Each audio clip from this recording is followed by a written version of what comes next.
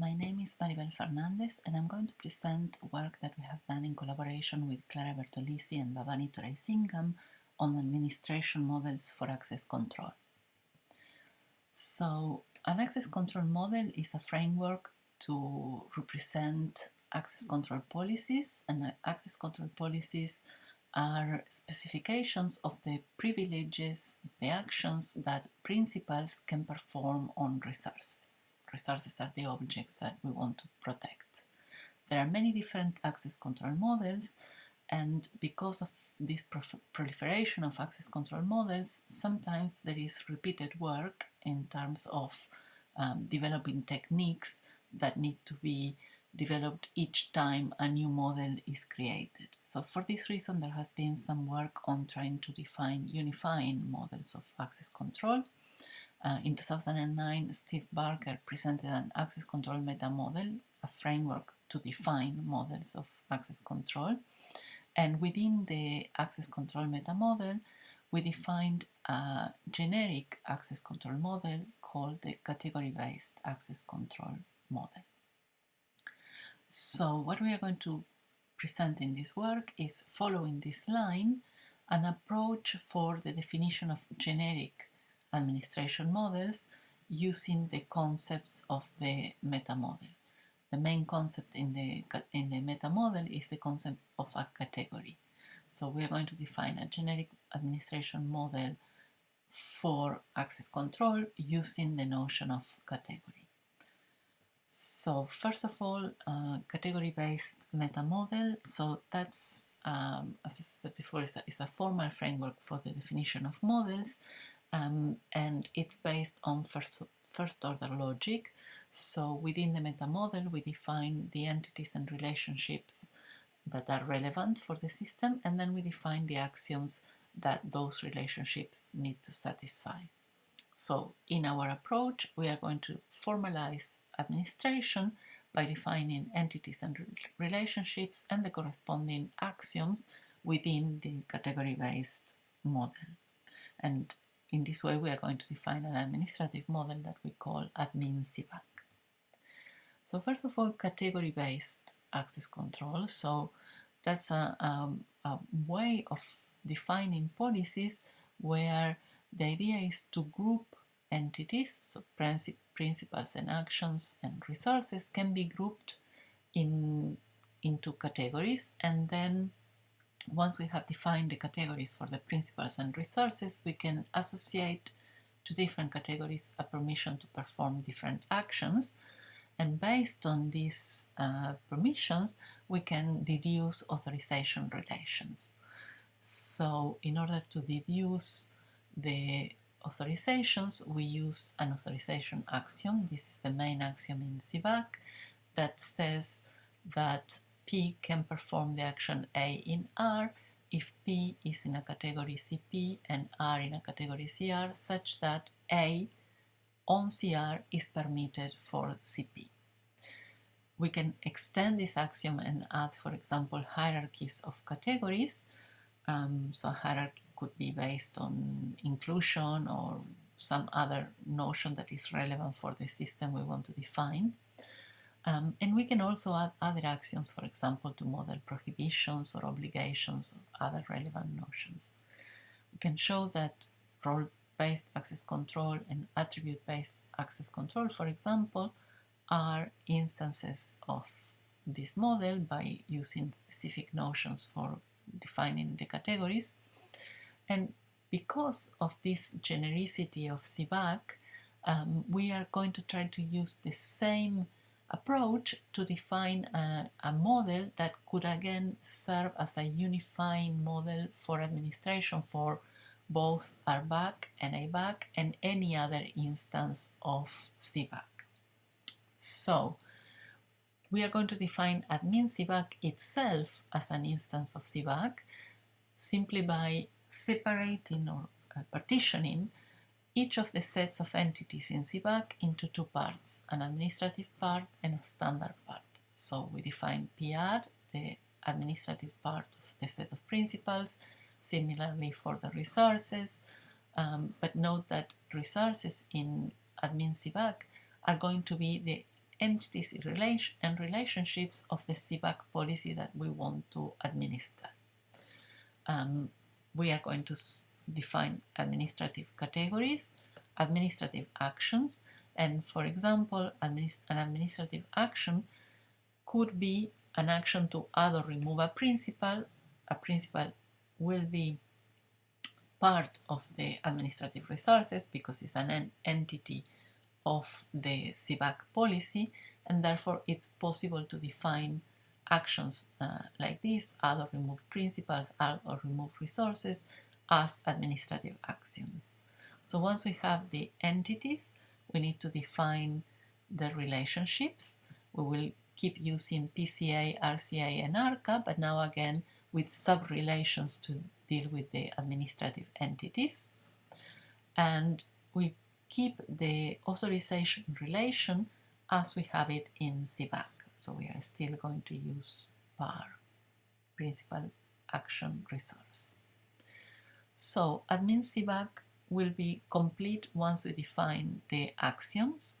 We will keep using the axiom A1 that we defined for CBAC, for authorizations, but in addition we define 4 axioms that deal with administration.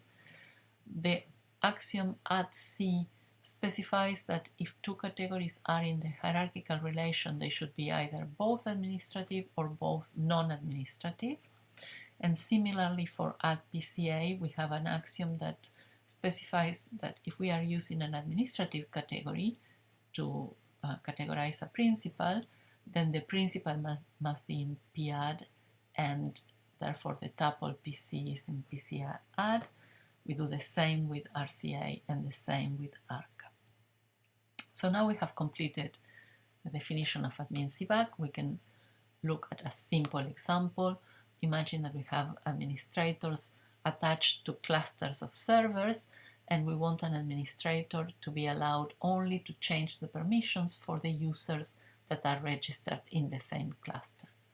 We can create an admin CBAC policy to do this by defining a category of administrators and a category of users for each cluster. Then we categorize the users according to the cluster where they are registered. And since the categories are administrative resources, we can associate a permission to the category at cat C such that administrators in the category at cat C are going to be allowed to update permissions in ucat C. So once we have defined the administration model, we want to validate the design by checking certain properties. For example, we want to check administration safety. That means that only administrators are authorized to perform administrative actions on administrative resources. And this property holds for admin CBAC. We show the details of the proof in the paper. And in addition to administration safety, we checked for admin CBAC some of the principles that have been highlighted by Lee and Mao in 2007 as good principles for administrative models. So flexibility, that means that the model should allow multiple administrators and be policy neutral. This holds for admin CBAC. Economy of mechanism, that means that the administrative model should use the same mechanisms as the policy that we want to administer. This is the case for admin CBAC. And finally, psychological acceptability, which is a property that we can check in the implementation of the model, and it has to do, for example, with the model being user-friendly, helping administrators check the impact of their actions, supporting reversibility in case an action has some unintended consequences, etc. So this has to do more with the usability, and it's something to check in the implementation of the admin CBAC model. Another thing that we checked in our design was the generality of the model, and we show in the paper that general models of administration for RBAC and ABAC, such as URBAC and ADABAC, can be defined as instances of admin CBAC. we proved this by showing that there are translations between policies in those models and policies in Admin CBAC. And finally, in the paper, we looked at a set of properties that are of particular interest to administrators, such as safety, liveness, and effectiveness.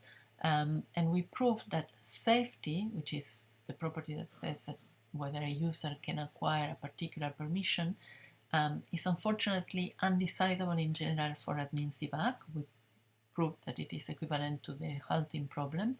However, there are classes of Admin CBAC policies for which this property of safety is decidable, and in the paper we identify some classes of policies for which we can actually decide it. For example, policies in ABACalpha are in this class, and safety is decidable. This was already known. It has been proved that ABACalpha has a decidable safety. We also show it as an alternative proof by showing that it's in the class where Admin CBAC has decidable safety. Liveness and effectiveness are properties that can be checked directly on the relations defined in the model. And finally, policy content queries can also be defined with techniques that are already available for CBAC. To finish the talk, I just want to briefly mention that there's a lot of related work on administration models. I've mentioned some already in the talk. The paper provides more references on related administration models for RBAC and for ABAC, and also related work on policy analysis, in particular work where reachability problems are used to analyze policies. Okay, to conclude, so just to summarize, so we have defined Admin CBAC as an administration model that we tried to make it as a generic model that can be used as a unifying administration model.